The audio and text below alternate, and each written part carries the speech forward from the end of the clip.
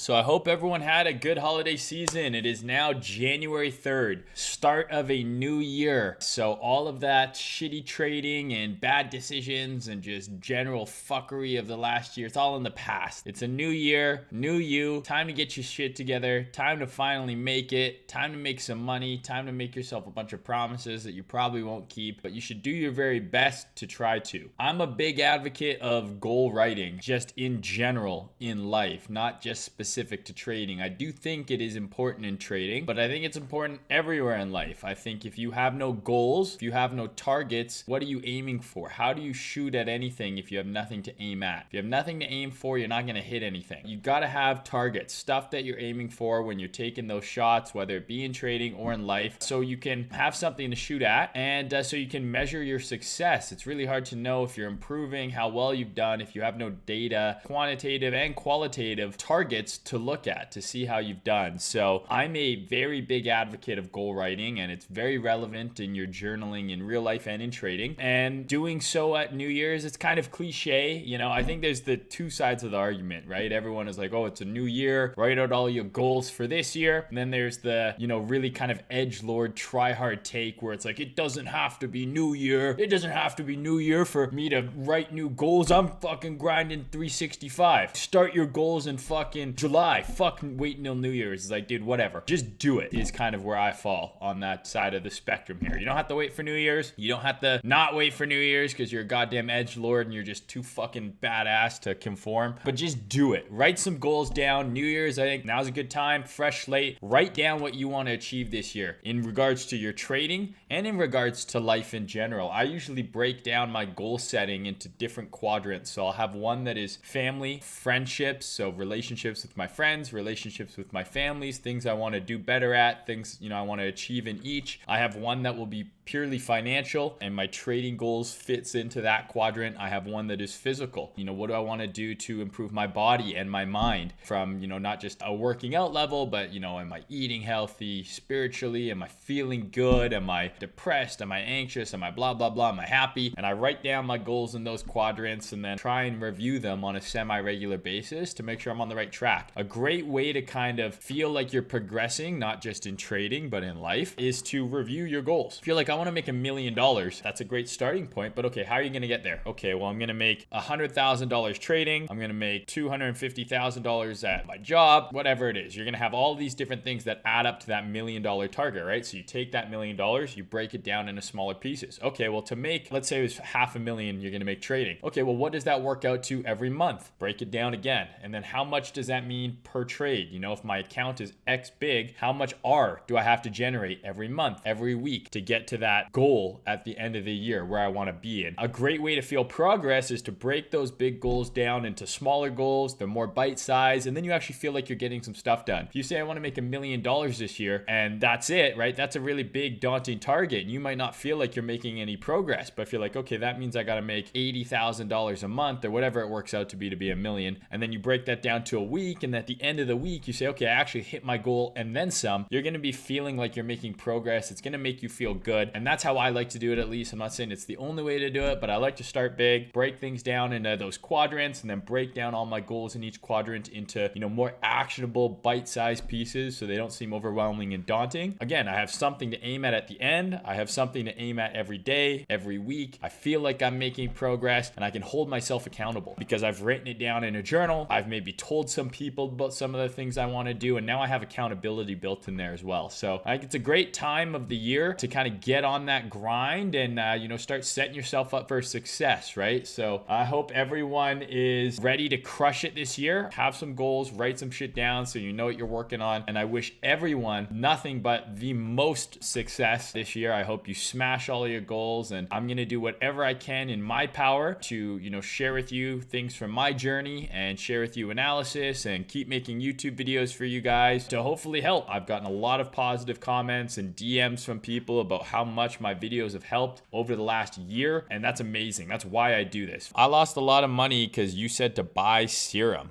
No, you lost a lot of money because you bought serum, bro. I ain't fucking tell you to do anything. And I lost money on serum too. That fucking happens. Get used to it. You've copied and pasted this multiple times. I'm sorry that you lost money by making a decision based on what some fucking cartoon character on the internet said that they were gonna do, and you decided to blindly copy them without doing any of your own research or probably doing proper risk management, probably risking more than you're willing to lose. That it's got you down so bad that you're coming to my YouTube stream and spamming that you lost money because of me. You lost money because of you, bro. It's so funny right now where we're at in crypto, because like, so listen, you guys know how I feel about BitBoy.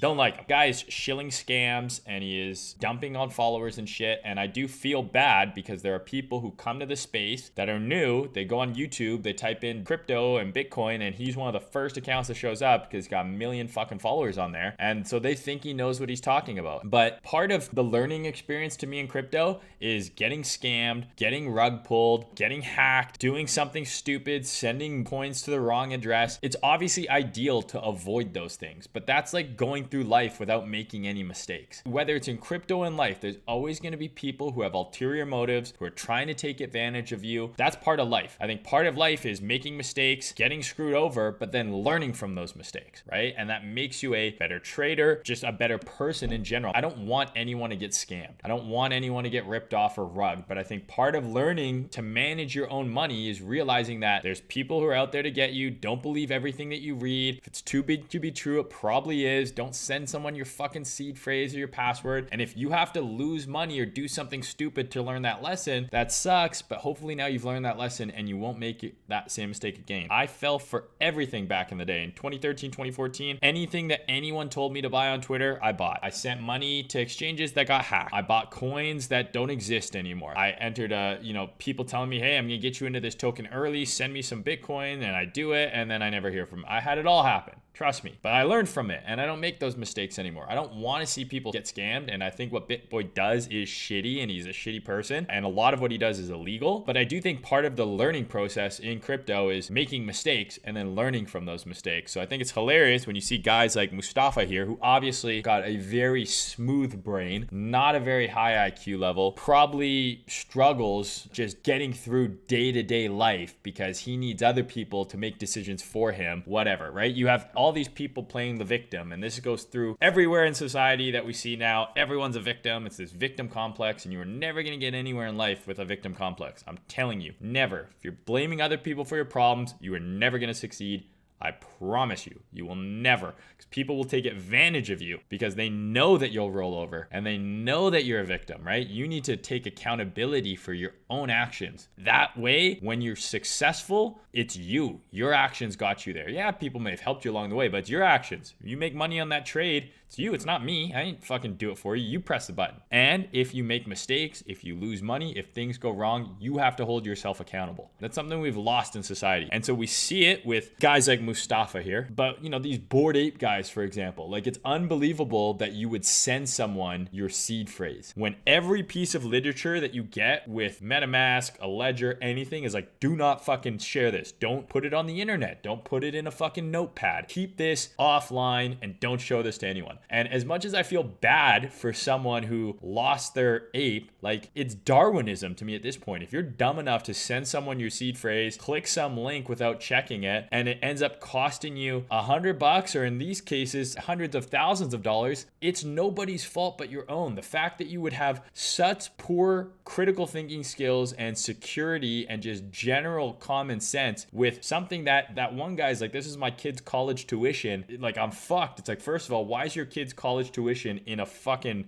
cartoon ape? Like, if you can't afford to put your kid through college, but you have a fucking $200,000 ape, you need to get your fucking head checked. Like, maybe that thing's worth more in the future. I get it. But like having 99% of your fucking net worth and you have kids attributed to a fucking NFT of an ape, and then you fucking have the audacity to be like, I got hacked, and like, fuck me when you sent your seed phrase. Just like, I don't know the particulars of that situation, but like, it's Darwinism at this point. Don't be stupid and don't blame others for dumb shit that you do. There are malicious people out there. Most people do not want the best for you. Most people will try and take advantage of you given the opportunity. Not everyone is nice. So think critically, learn from your mistakes. mistakes. Don't be fucking stupid. Definitely don't be like Mustafa. Oh my God, man. Like the victimhood complex and like what we're seeing going on with, people blaming others for bad trades, people blaming, being like, I can't believe I got hacked. Someone stole my seed phrase. We need to change the way. It's like, no, dude, there's plenty of Bored Ape owners who are got their security shit figured out, right? Like, I'm sorry that you're bought something early and you've made a huge amount of money and you've done nothing to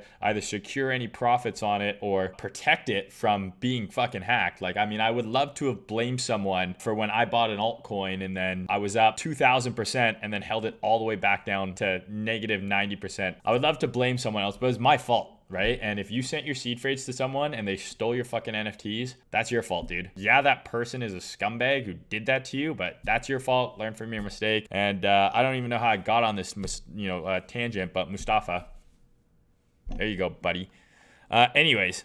Oh, look at that. This is from my altcoin video. So if you guys aren't watching the altcoin videos, man, we talked about a pullback into this daily order block. Now, where are we right now, right? This looks parabolic on the daily. There's literally no support until way down here. So you find your preferred time frame and you start marking out some support. This would absolutely be a buy. This thing's bullish as hell. If we come back into this 12-hour order block, that's a buy. Even if you didn't buy the low, let's say you just bought the edge of the order block, this thing's up at 1.17%. It's up 12% from the edge of the daily order block. So that's not even the entire move. The entire move, 25%. So we talked about this in the altcoin stream. So if you guys aren't watching those, definitely watch them. There you go. That turned out pretty well. How the hell is 46K still holding? I thought the more times the level gets tested, the weaker it gets. I think that's a common trope where they're like, oh, the level's been tested 3 times, right? Boom, boom, boom. So it's got to be weaker. To me, if a level is holding, that means there's participants here that want to buy that level. It's as simple as that, right? It's a level showing that there's people interested in participating and buying at this area and price. If there is a certain amount of, it's just supply and demand, right? If there's demand here and it's way heavier than the supply, maybe it bounces 6 times, but the supply is just weak. Yeah, it's dumping, but there's just consistent, steady demand. It's eventually going to bounce. So you can't be like, oh, 3 bounces and it breaks, right? 3 bounces on a trend line and it breaks. It's not necessarily how it works. It's just supply and demand. And if the demand is there at 46,000, the demand is there. Doesn't matter if it tests it 10 times. If the demand is there and it outweighs the supply, we'll eventually bounce from this level. Then you can run out of buyers, right? This level could bounce, but the supply is just too much and they're continuing to sell. No more buyers. The level's gone. Anyone who tries to tell you that trading is anything other than, supply and demand is lying to you, right? Well, what he's saying is like, okay, first you're going to focus on the original layer 1s, and then you're looking at the original layer 2s. All this is capital rotation, right? Generally, during the main parts of the bull run, you would see it rotate in terms of like your large cap coins into medium cap into small cap. So the money would just be flowing and it would be like cyclical in terms of moving between different sectors, different coins, whatever. So the Rotatoooor, I'm rotating. The way that you're going to want to play that is you're going to want to start analyzing assets against each other. And this is something that I've taught you how to do in my altcoin series. And I show you how to compare ETH versus Bitcoin, other altcoins versus Bitcoin, other altcoins versus Ethereum. And that's how you're going to catch those capital rotations. So if you think that ETH is driving the market and you want to know when Solana is going to take over, well, then you need to be charting ETH against Solana. Because if ETH versus Solana starts going into a downtrend, you might want to start rotating out of ETH into Solana. And so any sort of rotating you want to do, whether it's between layer 1s and layer 2s, or high caps to low caps, whatever, start charting these assets against each other and find out which ones are outperforming. Do you think LTC is dead forever, or will its time come eventually? I don't think it's dead forever. I don't really know what the coin does anymore. It's definitely lost a lot of relevance in terms of its place in the market. It used to be a major part of the market like Ethereum is now. LTC used to be silver to Bitcoin's gold. It's no longer that. It doesn't mean it can't go up, but I'm a bit spurned by Litecoin because I longed Litecoin multiple times during the bull run and underperformed Ethereum and a fucking billion other coins. Doesn't mean it's dead forever. Doesn't mean it can't go up, but LTC is not really a coin I'm paying attention to when there's so many other opportunities in the market. But maybe that's when LTC is going to go on a big rip. Who knows?